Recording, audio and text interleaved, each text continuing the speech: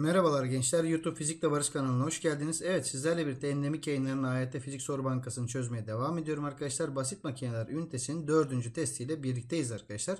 Videoya başlamadan önce de kanalıma abone olursanız mutlu olacağımı belirtmek istiyorum. Deyip başlayalım bakalım. Ne demiş? Şekildeki sistemde ağırlıkları GK ve GL olan KL cisimleri G ağırlıklı türdeş çıkrık sistemiyle dengedeymiş. Bakın o zaman hemen şuraya bir G ağırlığını asalım değil mi? Bu arada T'nin değeri de G'miş. Bakın hemen biz o zaman şuradan moment alarak L'yi buluruz değil mi arkadaşlar? Ne yaparız? Hemen bakalım. G var aşağıda. Uzaklığına kadar dikkat edin. 2 birim diyelim. Artı L ipi var. Ne kadar? 3. Eşittir. Bir tane daha G var. Onun da uzaklığı 4. Ne kaldı? 2G eşittir 3L ise o zaman L'nin cevabını hemen 2G bölü 3 diye bulduk. Bakın bunu bulduk. 2 bölü 3G. Bu arada bu 2 bölü 3G ise aşağıdakilerin toplamı ile yukarıdakiler eşit olmak zorunda değil miydi? O zaman bu ipin cevabı da hemen 2 bölü 3G olmak zorunda mı? Çünkü bakın G artı 2G bölü 3G artı 2G bölü 3. Şimdi çıkrağı terfi ettim bakın. K'nın göbeği olan uzaklığı ne kadar? R.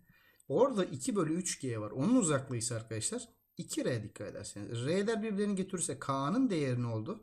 4G bölü 3 oldu arkadaşlar. O zaman bu 4G bölü 3. Bu da 2 bölü 3 ise oranları da 2 olarak bulunmuş oldu. Ne demiş? Masaya sabitlenmiş bir mengeneye şekildeki gibi X ismi sıkıştırılmak isteniyormuş arkadaşlar. Şimdi çarpının anlamı ne demekti? İçeriye ittirmek anlamına geliyordu. Ne yapıyorsunuz? Siz bu düzeneyi şöyle döndürdüğünüz zaman ne yapıyor? Mengene yardımıyla siz bunu sıkıştıracaksınız. X ismine daha büyük bir sıkıştırma kuvvetinin etki edebilmesi için diyor arkadaşlar. Hangileri yapılmalıdır diyor. Şimdi ne yapıyoruz? Olay neye benziyor aslında? Bu bir vida değil mi arkadaşlar? Siz bunu bir tur döndürdüğünüzde bu ne yapacak? Bir adım içeri gidiyordu ve bu arada P gibi bir sıkıştırma. Aslında bu bildiğiniz bir vida. F ile ne kadar tur atınca? 2pi çarpı D tur atınca P'de ne kadar içeri giriyoruz arkadaşlar? A kadar içeri elde ediyoruz. O zaman daha büyük bir sıkışma kuvveti yani P neye bağlı çekersek F çarpı 2pi D bölü A. Ne yapabilirsiniz? Bunu daha büyük olması için adımlarını küçültebilirim. D'leri arttırmak da akla gelebilir değil mi arkadaşlar? Ama L ile bizim burada maalesef bu sadece elinizi kolay koymanızı sağlayan bir düzenek. Çünkü sizin döndürdüğünüz düzenek yarıçapı dikkat edin D kadardır. Maalesef bununla işiniz yok. 1-2 uygundur deyip cevabı C diye buluyoruz arkadaşlar. Ne diyor? F kuvveti R uzunluğundaki kola uygulanıp vida en tur dönünce kuvvet kazancı pi n bölü 4 oluyormuş. Nasıl buluyorduk hatırlatalım. Siz F kuvvetine bir tur attırınca F çarpı 2 pi r değil mi? Ne oluyordu? P düzleminde A kadar içeri giriyorduk değil mi arkadaşlar? P gibi bir sıkıştırma kuvveti elde ediyorduk. Şimdi kuvvet kazancı dediğiniz şey neydi hatırlatalım? Yük bölü kuvvet de hatırlayın arkadaşlar artık. Bunu herhalde öğrenmişizdir. P bölü F. O zaman bakın buradan çekerseniz P bölü F dediğiniz şey ne olurdu bakın. P bölü F eşittir 2 pi R bölü A'dır. Yazalım. 2 pi R bölü A'nın sonucu pi çarpı N bölü 4 oluyormuş değil mi? O zaman bakın ne oldu? Pi'ler giderse. Ne oldu? 8 tane R eşittir A çarpı N oldu değil mi arkadaşlar? Aslında bu bize bir ipucunu veriyor çaktırmadan 8R diye. Niye? Bir vidanın içeri girme miktarı neydi? Her turda A kadar içeri. Yani bir tırtık kadar içeri gidiyordu değil mi? O zaman N tur atan bir vidanın içeri girme miktarı neydi? N çarpı A'dı. Bakın N çarpı A'nın da ne olduğunu biliyoruz biz. 8R ise aslında bu vidanın 8R kadar ilerlediğini çaktırmadan anlatma yoluydu size. Ne demiş bakalım? Adımı A olan bir vida R uzunluğundaki kolun ucuna F kuvvetiyle en kez dönünce H ilerliyormuş. H'lar ne demiştik az önce? Tur sayısı çarpı her bir adımdı. H miktarı diyor ki hangilerinin azalmasıyla azalır? Vallahi H nasıl azalır? N azalırsa ve A azalırsa. O zaman 1 ve 2 azalınca bu iş olacak arkadaşlar. Değil mi? F kuvvetinin şiddetiyle bizim işimiz var mı? Yok arkadaşlar. Herhangi bir şekilde dikkat edin. Yolda F kuvvetiyle işimiz yok. Sadece N çarpı A ile. Bakın altını da çizmiş. Boyları eşit vidalar direnç kuvvetleri zeminden RKRL. K'nın tepkisi L'den daha büyükmüş değil mi? O zaman bakalım. Neydi kural? Siz F kuvvetiyle ne yapıyorduk? Fx çarpı 2 pi r ne yapıyorduk? RK çarpı adım A.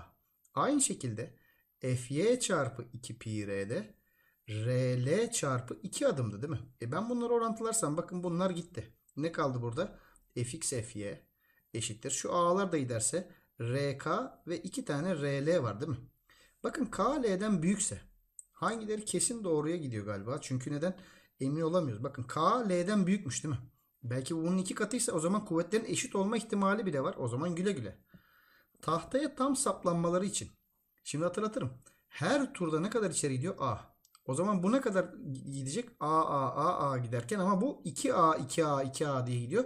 Bu arkadaş daha kolay yani daha çabuk inecek değil mi? O zaman bu mesela n turda bu iş olursa bunun 2n tur olması gerekirdi.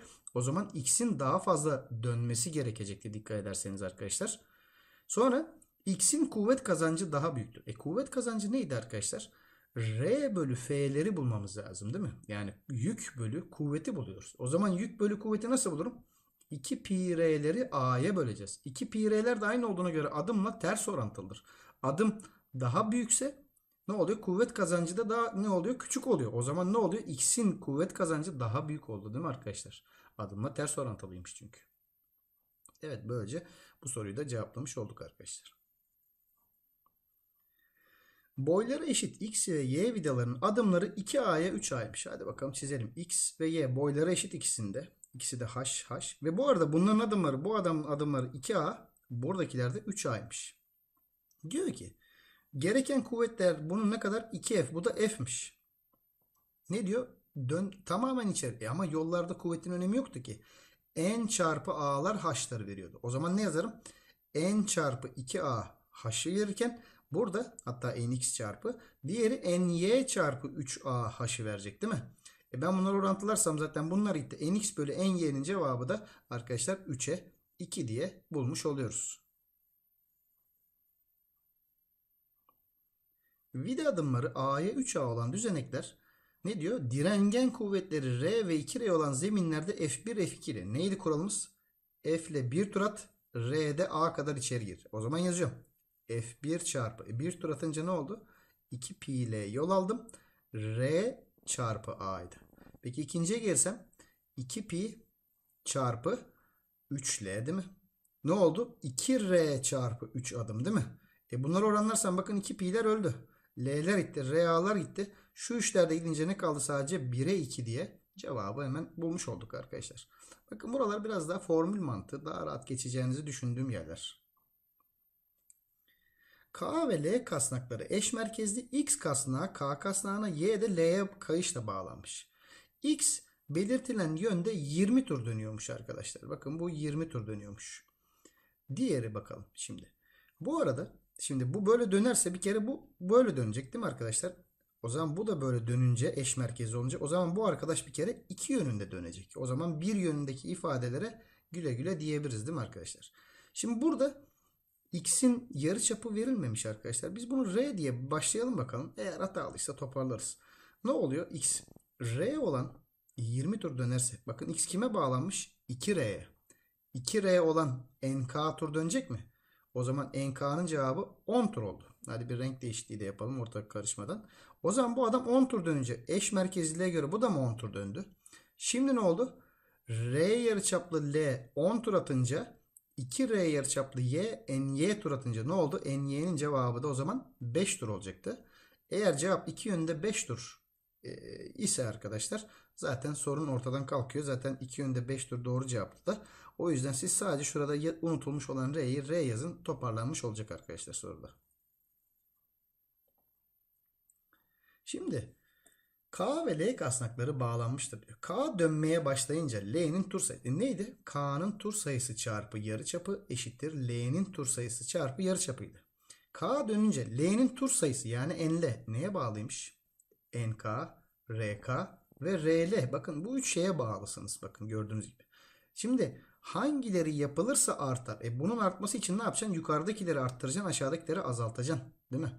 RK arttırılırsa evet. RL azaltılırsa evet. Kayışın bağlantı şekli sadece ne içindir arkadaşlar? Yön anlamında bizim işimize yarayacak arkadaşlar.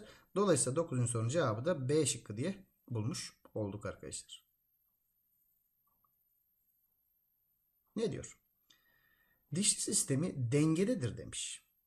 Ne diyor? Sonra Kasnağa dolanan ipten çekilerek kasnağın sabit hızla 2 tur dönmesi isteniyormuş. Buna göre önce GF'den büyük falan filan diye bakalım. Önce şunları aynı yere bağlamamız lazım, hatırlatırım. Şimdi mesela bu G'yi ben istersem şuraya alabilirim değil mi? Nedir? Aynı yarıçapta olduğu için gene G diye alabilirim. Teğet olduğu için de gene buraya yine G yazabilirim. Şimdi bakın buraya taşıdım. G'nin buradan uzaklığı R iken F'in uzaklığı 2R ise o zaman ne oldu?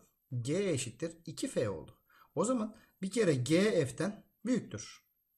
O zaman dişlerin birbirine uyguladığı kuvvet F olmaz arkadaşlar. Bakın dişlerin arasında oluşacak olan kuvvet G'dir. G'de 2F olduğu için bu önerme gitti zaten. Üçüncü. Peki şurayı bir silelim, ortalığı bir rahatlatalım isterseniz. Şurayı bir silelim. Yolla ilgili başka bir şey soruyor bize şu anda. Şimdi bir de renk değiştirelim. G 4 bir yere. Şimdi bakın bu arkadaş 2 tur dönüyormuş. Değil mi? F kuvveti. O zaman eş merkezli olunca bu da 2 tur döner mi arkadaşlar? Kim? R. R olan 2 tur atıyorsa kime bağlanmış? 2R olan X tur. O zaman bunlar giderse X'in cevabı ne oldu? 1 tur oldu değil mi arkadaşlar?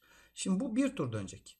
Peki sen bunu böyle döndürdüğüne göre o zaman bu da böyle dönecek ve bu yükte bir kere yukarı çıkacak ve ne kadar bunun çevresine sarılacak. Bu adamın çevresi ne kadar? 2 pi 2R yani 4 pi R kadar yukarıya gidecekti. Dolayısıyla cevap da B şıkkı gibi olacaktı arkadaşlar. Ne demiş bakalım. Dişli kasnaklardan oluşan sistemde K dişlisi ile L eş merkez demiş. L 2 tur dönünce eş merkez olunca bu da 2 tur dönmüyor muydu? O zaman ne oldu? Hemen K'nın tur sayısı 2. Ve dikkat edin K'nın yarıçapı 2R olan 2 tur atıyorsa R yarıçaplı M M tur atar dersek o zaman M'nin tur sayısı kaç oldu arkadaşlar? 4 diye buluyoruz. 1'i 2 bir de 4 diye cevabı bulmuş oluyoruz arkadaşlar. Evet, böylece bu testimizin de sonuna gelmiş bulunuyoruz arkadaşlar. Dinlediğiniz için teşekkür ediyorum. Bir sonraki çalışmada tekrardan görüşeceğiz. Kendinize iyi bakın. Hepiniz hoşça kalın arkadaşlar.